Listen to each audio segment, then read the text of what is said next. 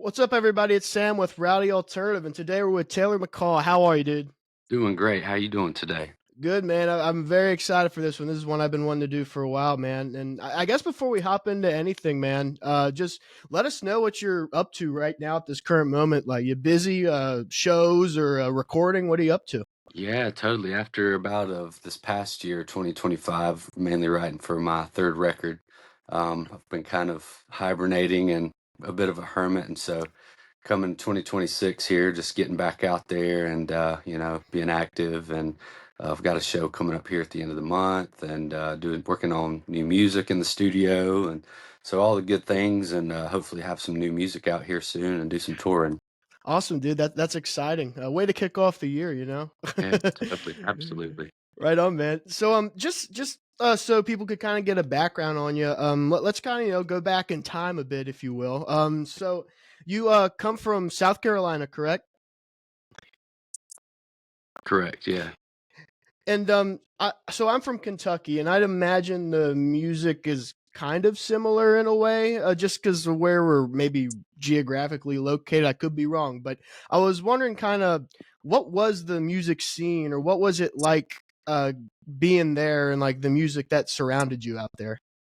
Yeah, I'd say growing up, I didn't have a lot of people to make music with. I'd say I had an uncle who he was real big into bluegrass, and it was mainly just like a private, personal kind of getaway escape from me. I got my first guitar when I was 6 or 7, and it was on the day my house had burned down when I Oh, was a kid, and so it was kind of like uh, ever since then, just like an escape, from kind of living in your own bubble or in your own world, away from maybe reality in a little bit in a good way, but also can be a bad way. I've learned, but yeah, just I was growing up, not didn't have many people to make music with, but definitely was inspired by the area of just something in the water with deep cut blues and hill music and Appalachian stuff. But I'd say my main inspiration was Hendrix and growing up, and just not even from a like copying way. Or I never tried to do what a lot of people do with Hendrix, which is just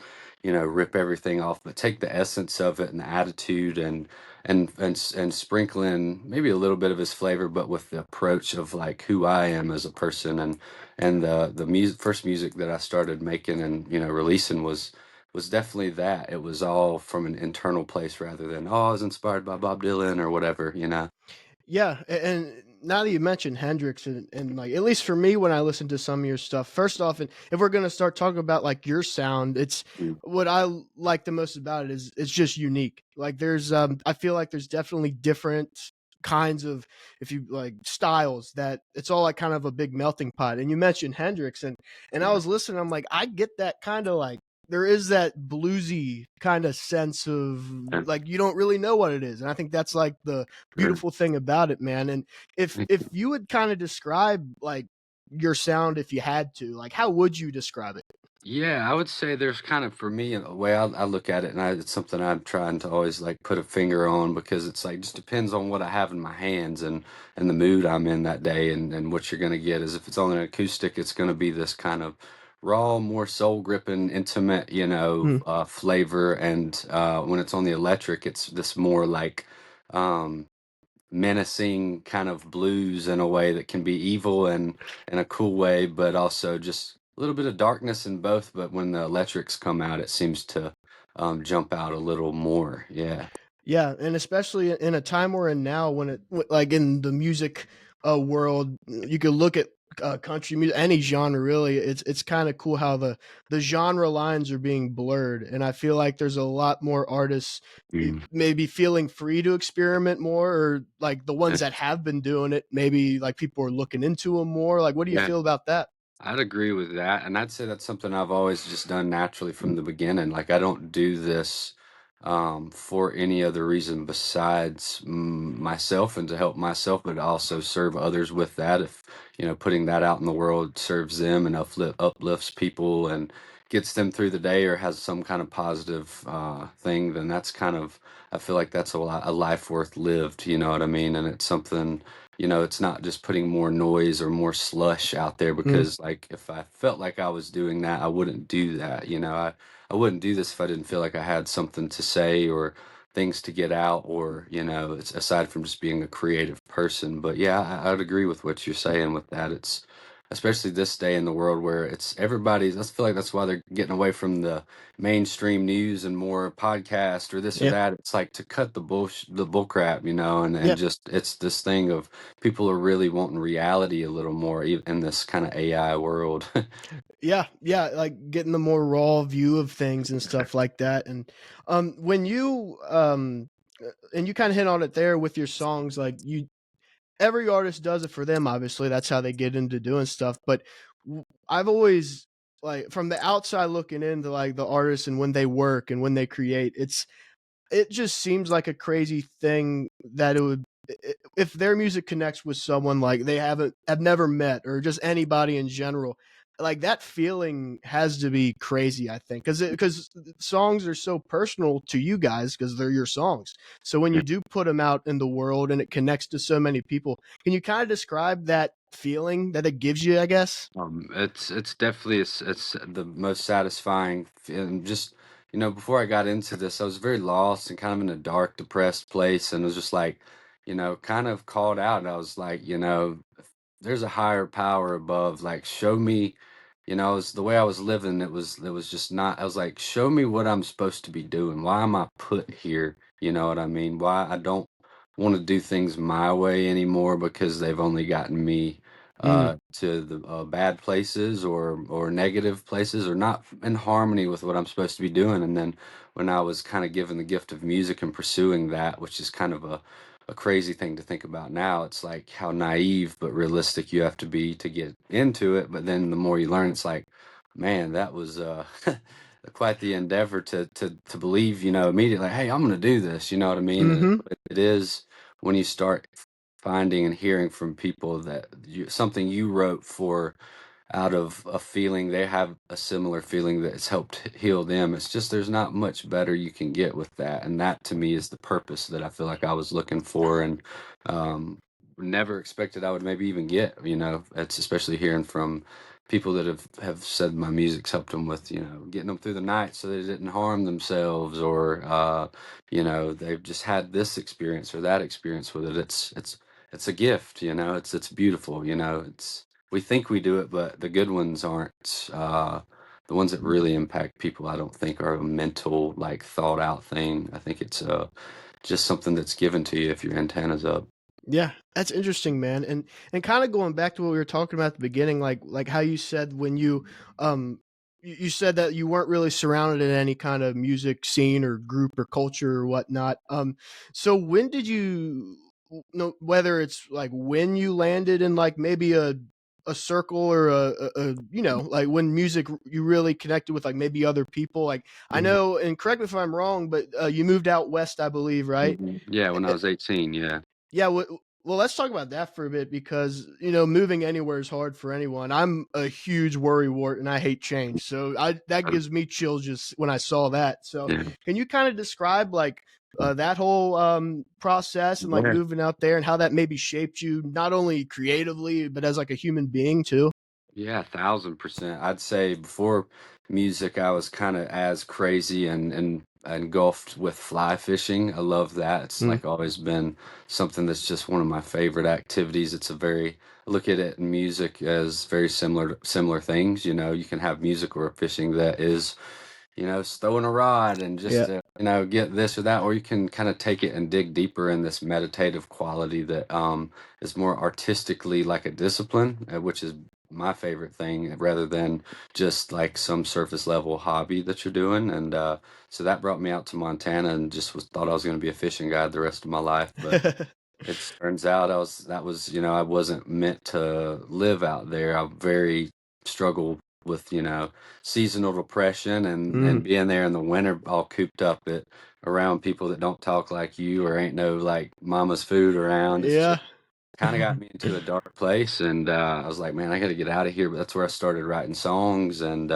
some of those first ones that people still love today, which is awesome. And just ended up coming back from there, come back home, and it's like kind of what I was talking about earlier was just hit that place of like, what am I supposed to be doing?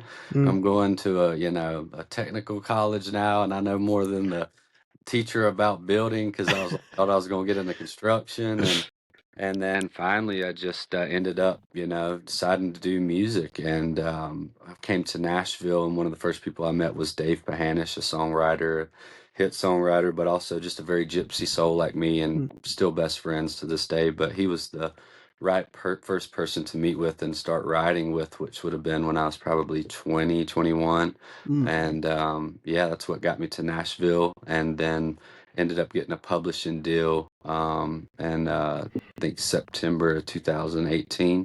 And so that's what like full time brought me up to Nashville writing songs and figuring that out. Yeah, right on. And with Nashville, like I talk to a lot of like guys out in Texas, guys and gals out in Texas and Oklahoma. So I hear a lot of different opinions on Nashville. And I know, and Ray's Rowdy's based in Nashville, so obviously I hear from all these different people about the culture there and the work ethic with like the writers there. You know, it's Music City and everything. So I'm kind of curious on your view and like how the culture is there, the sense of community maybe. Like how would you explain it in your own words how Nashville is to you?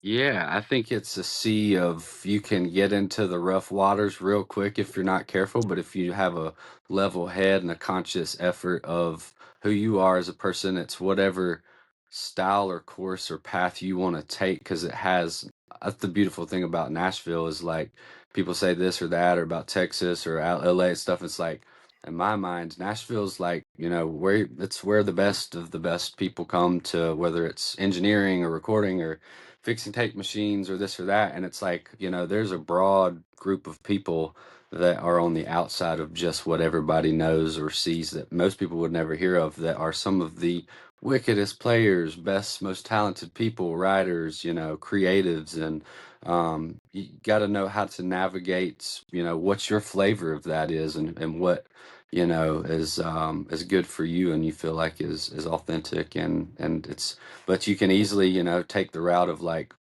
playing the game and doing Mm, this or that. And that's just something I've always just done things a little differently and kind of had to resonate, whether it's with a person writing or this or that, and just a little differently than just everybody working with everybody and whatnot. But I definitely say I love it because even when I move away from it for a little while to like reset, it's like you kind of got to do that. But then when you come back, you realize like, oh man, everything I love is here. You know what I mean? mm. Yeah, that's fascinating, man. Let's talk a bit about you. You talked about like writing and stuff. Let's kind of dive into that a bit. First off, I've always been so interested in the process of like when musicians go into like record and stuff. And I'm a big Beatles guy, so I see a lot of like them getting all weird in the studio on like these documentaries and stuff. Do you find yourself experimenting a lot when you record or write anything like that, or is it kind of just like a natural thing that just Constantly. happens? No, it's constant experimenting and tinkering and months can go on. And luckily where I live now down out in the country, I rent a guest house that's got a studio that I've was the console was just sitting in here and it wasn't getting used. And I was like, man, I'm gonna have to figure out how to work this because it's a part of an extension of now my creativity so beautifully. And I've gotten everything set up and it's been such a beautiful way to get to tinker and experiment. And sometimes most of the best ideas sometimes just come in an instant, but then there are some of the best ideas come after this month I got one line of some of an idea, and the next month the same, and then 4 months later, it's like, oh, I'll put all that together, and just from a lyrical concept, it's like somehow it's just like just worked, which is kind of a more fascinating thing to me. How like taking each day and real and not being so hard, which I can tend to be, or people can tend to be in this, fast-paced world we live in. It's go go go, and I need this today, and you Mm, gotta, it's not a thing that can be done with that sometimes. So you have to just remind yourself, like, oh, I did good today. I got one or two good things, and like, all right, I can shut it down and feel all right, and then come back 4 months later and be like, oh, that ended up being a great song. So, but yeah, it's constant.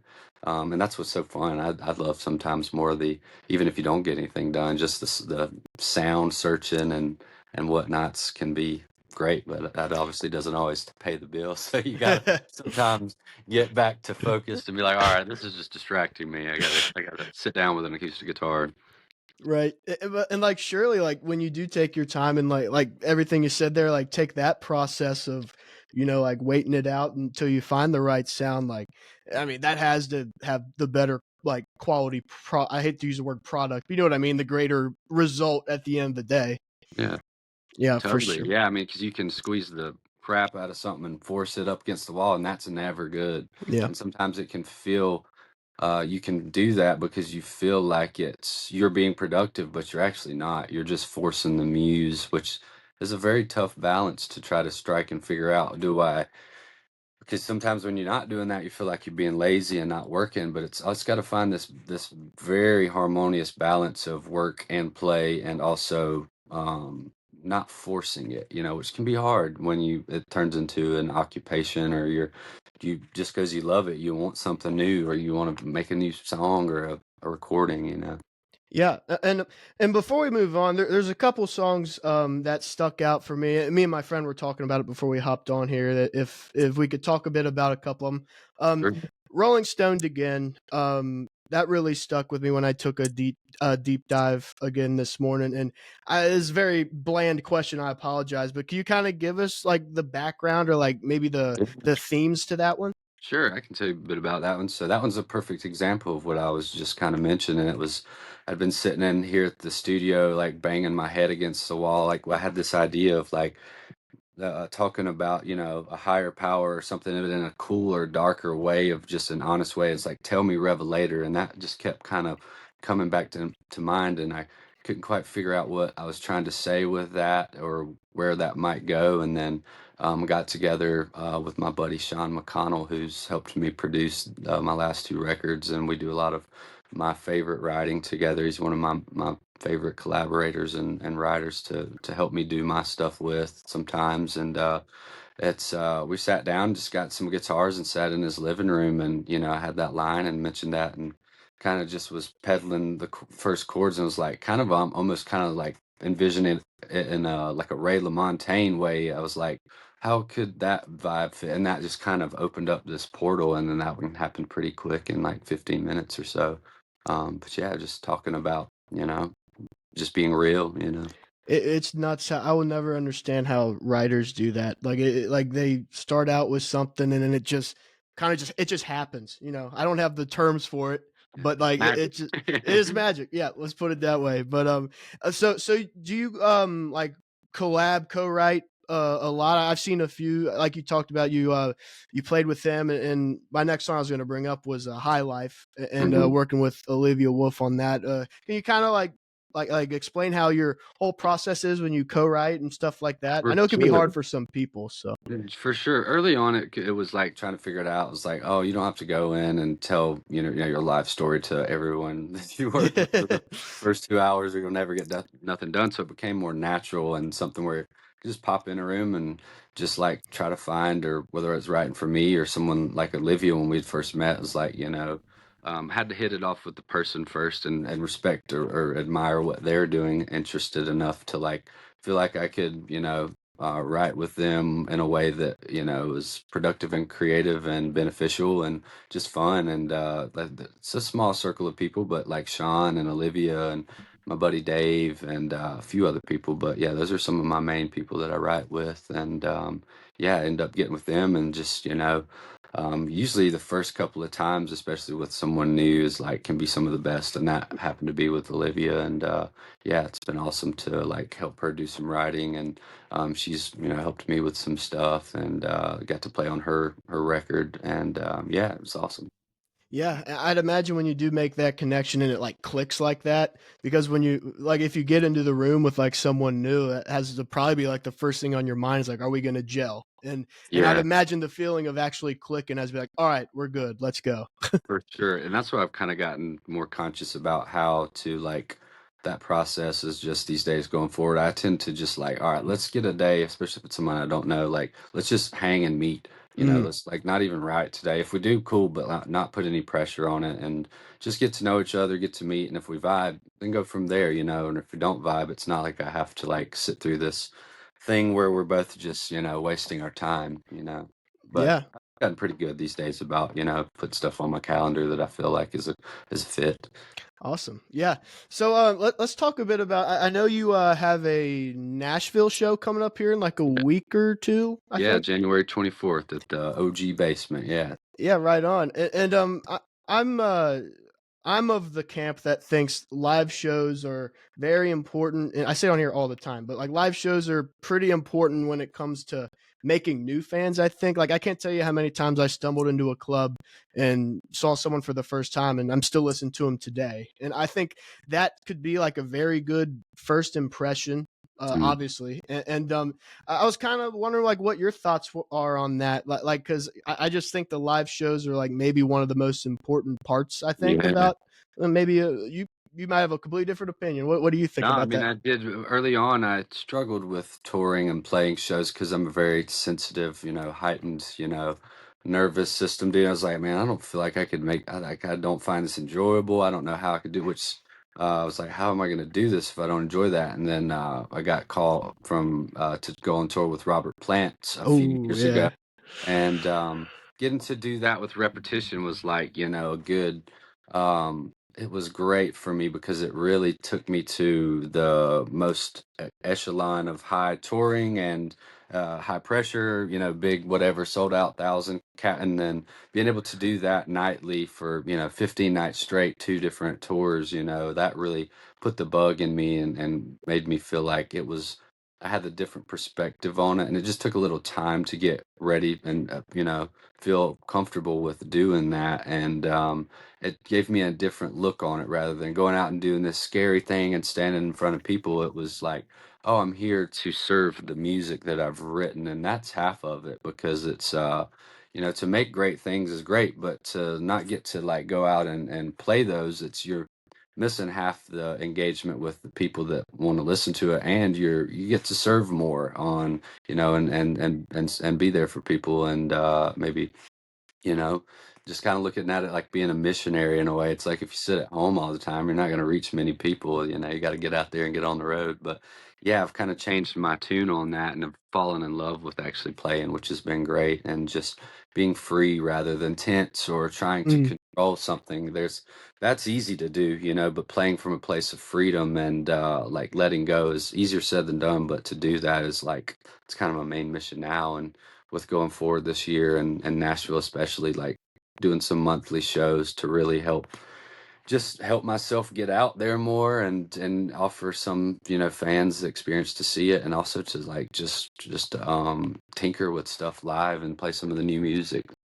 that's awesome. When you play live, do you find that like if you wrote a song and then you go and play it on stage, do you ever like hash it out?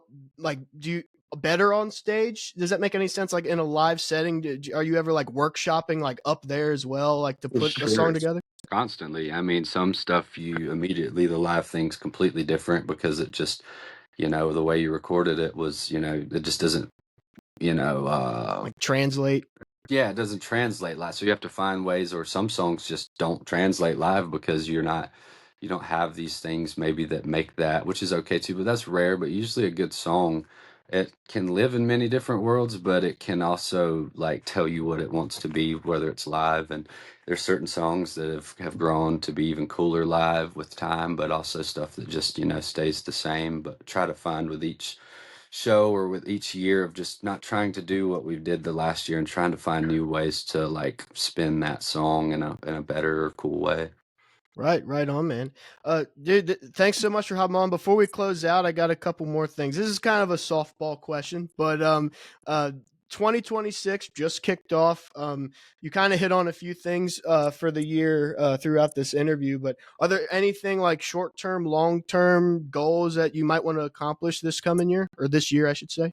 Yeah, just getting out in Nashville more and monthly playing and just being present and doing, getting a lot more things done this year. Last year I was kind of just not a great headspace and was Mhm. not very productive in ways that I don't have to get into. But this year, just starting fresh, I'm in such a good place again. I got new management and just trying to be present with everything and not be so damn worried about everything. Yeah. Oh, yeah. Yeah, and just get out there more. Yeah. Right on. And is there any new music that you could tell us about to look forward to coming up or anything like that? Yeah, gonna be playing some of these new songs live here the 24th, and so people will get to hear them, and we'll be doing some posting stuff. But we've gotten a batch of tunes that we're gonna be recording very soon. I've already done some recording on some of it, and very excited. But yeah, there's some a new song called Briars and Brambles, and Pagan Thunder and Funeral Choir will be playing for the first time live, which I'm real excited about, coming up at the end of the month. And if you come to a show throughout the year here before we release it, you'll get to hear those. But you kind of heard it here first with some of the new song titles here. Hell yeah, hell yeah, Taylor. So thank you so much. This was awesome. People can find you. Is it just Taylor McCall or? Taylor McCall Music, yep. And then just my website's taylormccall.com. And yeah, anywhere on the socials. Yeah. Yep. All right, y'all make sure to do that. It's totally worth it. I'm so glad I discovered Taylor, and I will be listening and paying attention to these new songs coming up. So, Thank you, brother. yeah, thank you. And everyone also make sure to check out Ray's Rowdy Alternative. Google us, will pop up. So, thanks everyone for listening. Taylor, thank you again. We'll see you guys next time. Thank you.